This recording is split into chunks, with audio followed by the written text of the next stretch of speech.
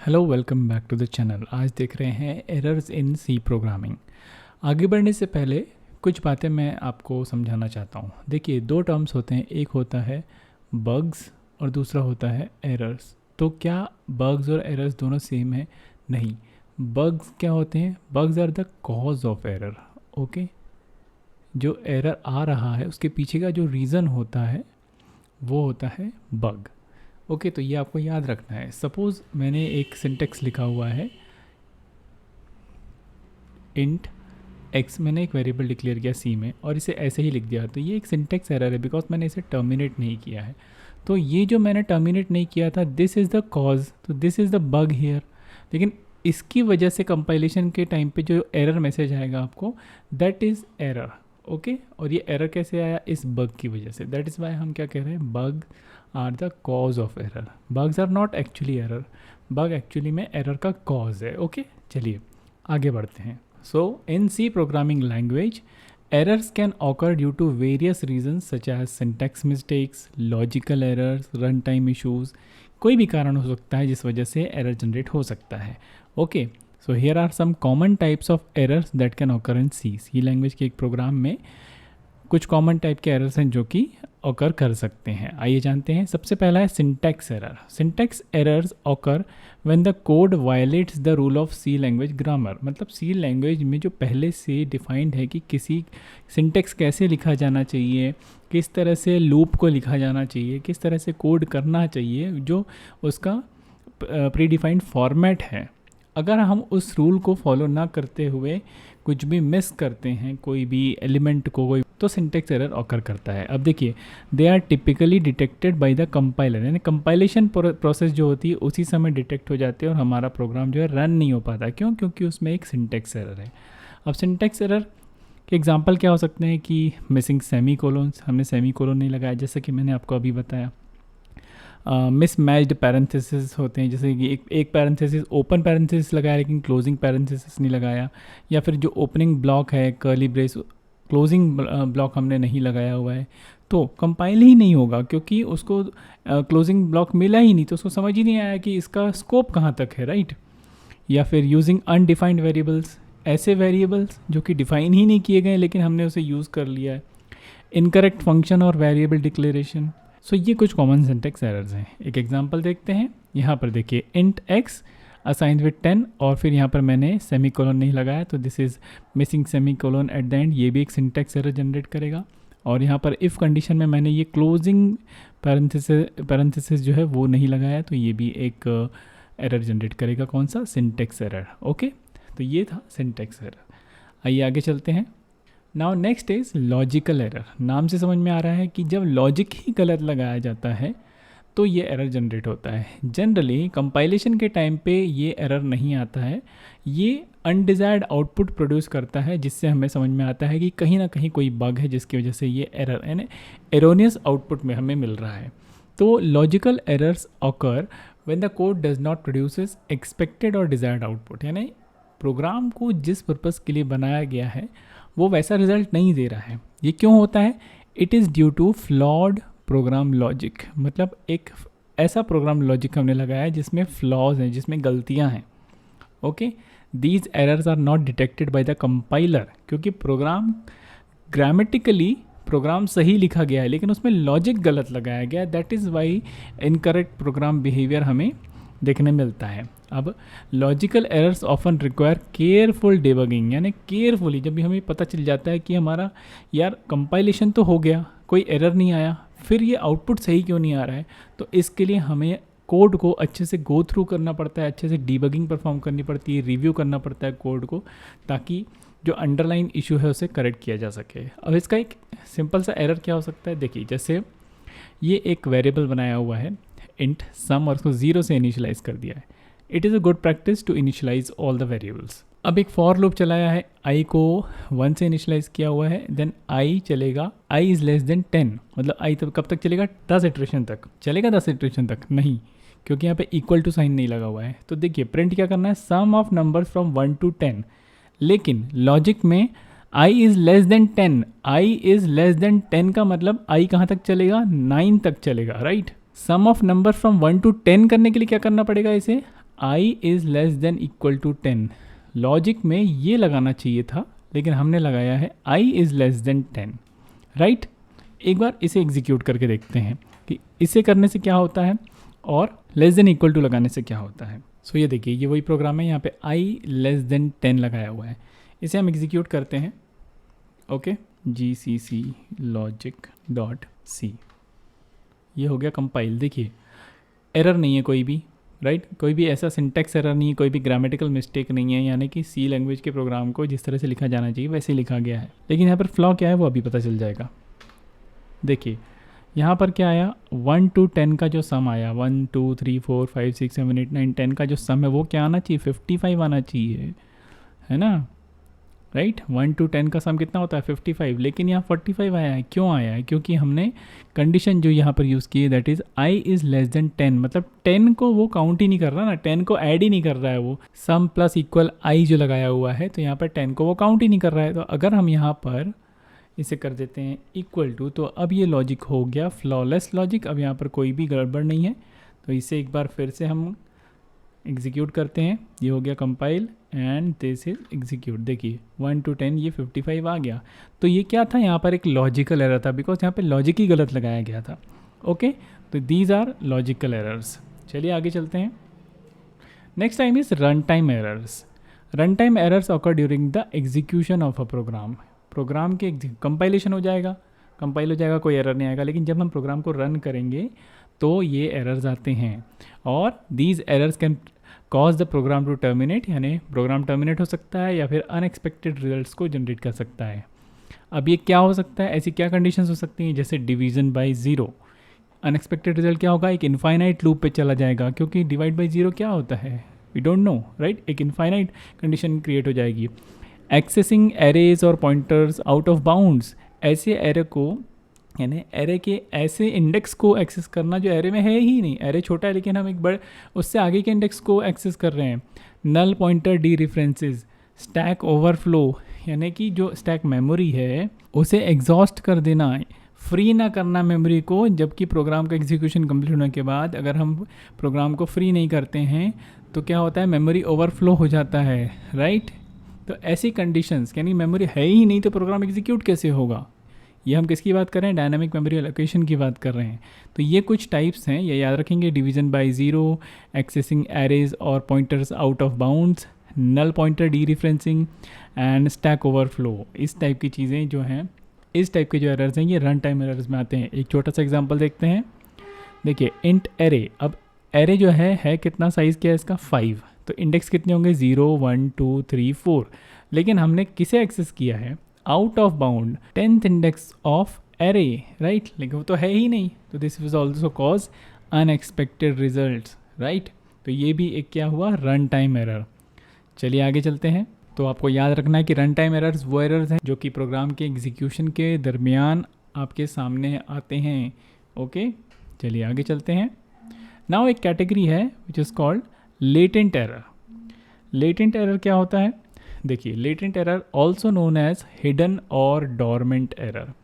It refers to a bug or flaw in the program that does not manifest itself immediately, यानी हमें तुरंत तो पता नहीं चलता, लेकिन ये एक बहुत बड़ा नुकसान कर सकता है कुछ स्पेसिफिक कंडीशंस में, यानी या फिर कुछ स्पेसिफिक इनपुट्स के लिए, यानी कोई पर्टिकुलर इनपुट किया जाएगा।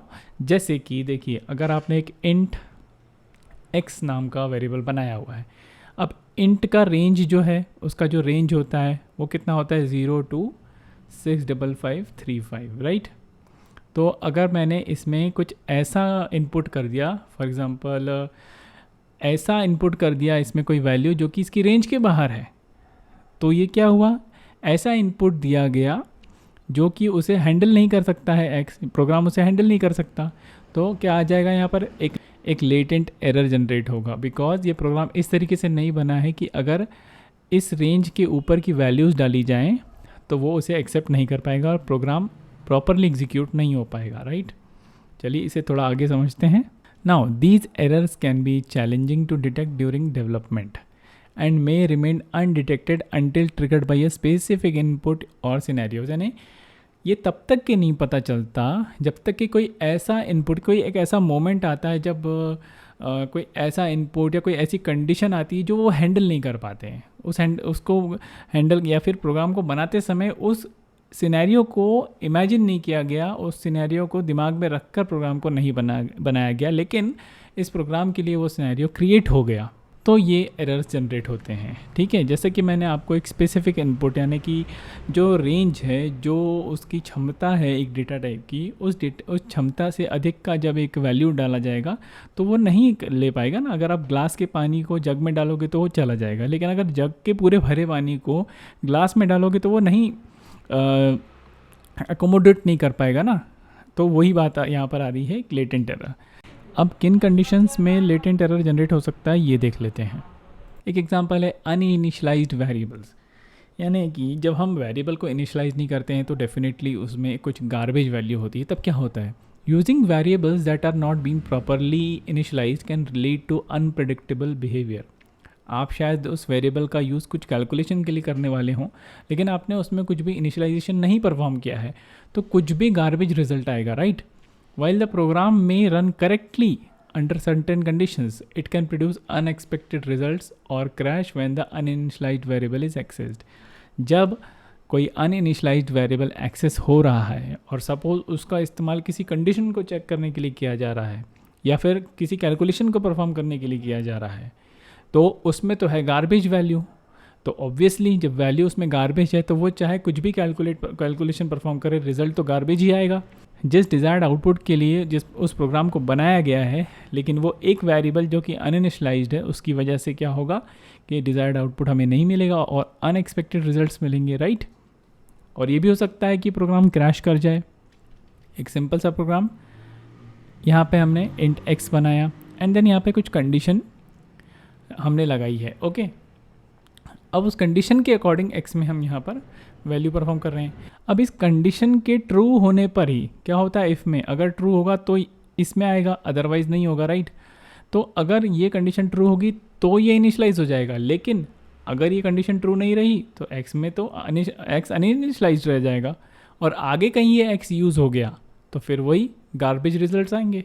तो ये एक तरीके का क्या है, लेटेंट एरर है, जो प्रोग्राम बनाते टाइम पे प्रोग्रामर ने ये तो कर लिया कि यहाँ पे कंडीशन लगा दी और x में इनिशियलाइजेशन परफॉर्म कर दिया, लेकिन उसने ये ध्यान नहीं दिया कि ये कंडीशन अगर फॉल्स रही तो x तो इनिशियलाइज होने वाला है नहीं, और फिर ये x अगर आगे कहीं यूज़ हो रहा होगा किसी कैलकुलेशन में या किसी कंडीशन में तो क्या होगा फिर, तो वही लेटेंट एरर जनरेट होगा, राइट, और गार्बेज रिजल्ट मिलेगा, अनएक्सपेक्टेड रिजल्ट मिलेगा। चलिए आगे चलें। मेमोरी लीक्स एक और प्रकार है, एक और टाइप है, एक और एग्जाम्पल है लेटेंट एरर का। Failure to release dynamically allocated memory using free can result in memory leaks. जब भी हम डायनेमिक मेमोरी एलोकेशन परफॉर्म करते हैं मैलॉक, कैलॉक, रीएलॉक की मदद से, तो it is a good practice कि हम फ्री फंक्शन का भी यूज़ करें, ताकि जो भी मेमोरी हमने एलोकेट की है, जो हमने यूज़ की है, जो हीप में जो मेमोरी हमारे लिए अवेलेबल होती है, राइट, उसे जो हमने यूज़ किया है हम उसे फ्री करें, ताकि अदर प्रोग्राम्स या इसी प्रोग्राम में आगे अगर मेमोरी लगने वाली है तो मेमोरी अवेलेबल रहे। तो क्या होता है, द प्रोग्राम में run smoothly in the initial stage. Initially तो प्रोग्राम अच्छे से रन करेगा, बट ओवर द टाइम बार बार जब मेमोरी एलोकेशन परफॉर्म होगा, फ्री फंक्शन का तो यूज़ हो ही नहीं रहा है, फ्री फंक्शन से हम मेमोरी को फ्री तो कर ही नहीं रहे, लेकिन बार बार एलोकेशन परफॉर्म कर रहे हैं, तो क्या होगा, it will consume more and more memory, और बाद में क्या होगा, पूरी तरह से मेमोरी एग्जॉस्ट हो जाएगी और प्रोग्राम को टर्मिनेट होना पड़ेगा because no memory is available. इसका एग्जांपल देखते हैं। कोई फंक्शन है, यहाँ पर हमने मैलॉक से डायनामिकली मेमोरी एलोकेशन परफॉर्म किया हुआ है। अब जितनी बार ये फंक्शन कॉल होगा उतनी बार मेमोरी एलोकेट होगी, लेकिन इस फंक्शन के अंदर में हमने फ्री को कॉल नहीं किया है। ये पॉइंटर जिस एलोकेटेड मेमोरी को पॉइंट कर रहा है, हम उस पॉइंटर की मेमोरी को फ्री नहीं कर रहे हैं।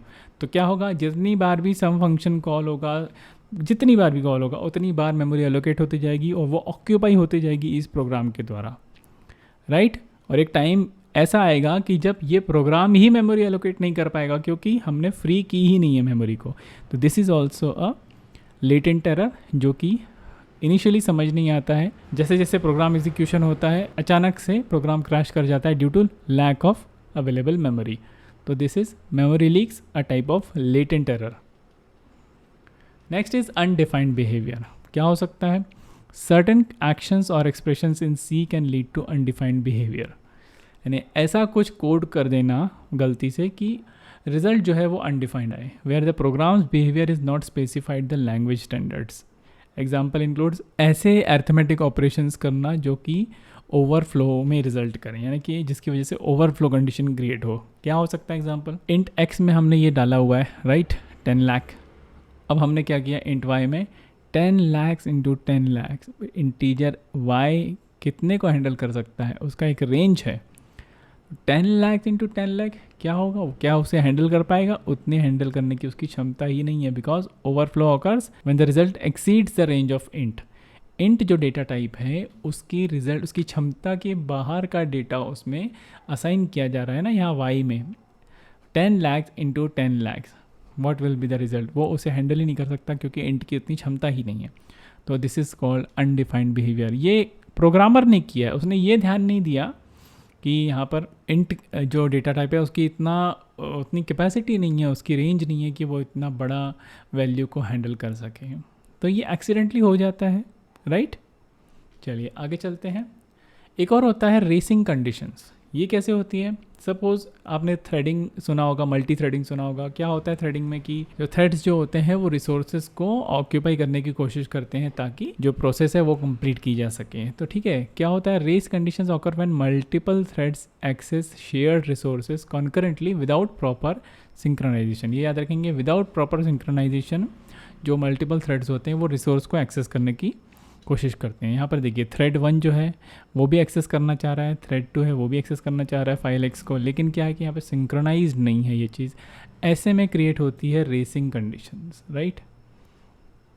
तो आउटपुट जो रहता है, जो प्रोग्राम को जैसा फंक्शन करना चाहिए वो वैसा फंक्शन नहीं करता। And these errors may not appear during testing, क्योंकि टेस्ट डेटा जो होता है, जो हम प्रोग्राम को बनाते समय, सॉफ्टवेयर को बनाते समय जो टेस्ट डेटा यूज़ करते हैं that is not real world data, right. वो एक सीमित डेटा होता है। लेकिन जब रियल टाइम डेटा का यूज़ होता है, जब बहुत ज़्यादा ओवरलोड होता है, मल्टीपल थ्रेड्स जब एक्सेस करना चाहते हैं और हमने उसे सिंक्रोनाइज नहीं कर रखा है, तो ऐसे में रेसिंग कंडीशंस क्रिएट होती हैं एंड प्रोग्राम क्रैश हो जाता है या फिर it causes data corruption. Okay, तो ये भी एक टाइप का लेटेंट एरर है। लेटेंट एरर क्यों? It is hidden. Now detecting and addressing latent errors कैसे करेंगे? कोड को केयरफुली रिव्यू करना है, टेस्टिंग रिगरसली करनी है और डिबगिंग टेक्निक्स को एम्प्लॉय करना है। जब आप कोडिंग कर रहे हैं, कोडिंग हो जाने के बाद उसे रिव्यू करना है, टेस्टिंग अच्छे से परफॉर्म करनी है, टेस्ट डेटा अच्छा यूज़ करना है और डिबगिंग टेक्निक्स को एम्प्लॉय करना है, राइट। ये कुछ प्रैक्टिसेस आना है। इससे क्या होगा, अगर आपके प्रोग्राम में लेटेंट एरर है तो आप उसे फाइंड आउट कर पाओगे। लेकिन अगर आप प्रिवेंट करना चाहते हैं तो क्या प्रैक्टिसेस होने चाहिए? Employing defensive programming practices. Defensive मतलब हमें होने ही नहीं देना है ऐसा कुछ। तो क्या करना है? वेरिएबल्स को इनिशियलाइज करके रखना है, प्रॉपरली मैनेज करना है, मेमोरी को मेमोरी मैनेजमेंट करना है, यानी कि अगर आप डायनेमिकली मेमोरी एलोकेट कर रहे हो तो उसे फ्री भी करो, राइट। अगर आप शेयर्ड रिसोर्सेज को एक्सेस करने के लिए मल्टी थ्रेडिंग का प्रोग्राम बना रहे हो तो आप वहाँ पे सिंक्रोनाइजेशन परफॉर्म करो, right. And practising language standards, ये बहुत इंपॉर्टेंट है कि लैंग्वेज जिस तरीके से बनी है, जो उसका तरीका है कोड करने का किसी भी लैंग्वेज का, आप उस फॉर्मेट को, उस ग्रामर को फॉलो करें, राइट। तो ये बहुत हद तक हर टाइप के, not only latent errors, her type के एरर्स को दूर रखता है। So thank you so much for watching the video.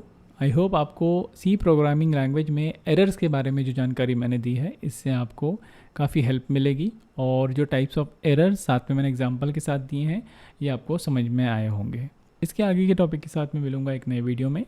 Till then keep watching स्पर्धा ज्ञान।